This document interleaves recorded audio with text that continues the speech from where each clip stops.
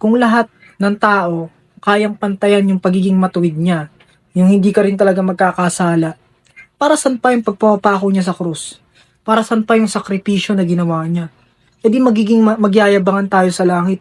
Naging matuwid ako, naging banal ako nung yung nalaman ko yung salita ng Diyos, yung naging Kristiyano ako, wala na perfect ko siya. Anong pinagkaiba mo kay Kristo noon? E di ang galing mo rin noon. Pero, nung pinarealize niya sa akin na kahit pala anong gawin natin hanggat nabubuhay tayo dito sa laman, hindi natin kayang maging matuwid kahit pilitin natin. Doon ako mas napalapit sa pinakamamahal na Panginoon. Kasi mas na-realize ko na kailangan kong yumakap sa Kanya.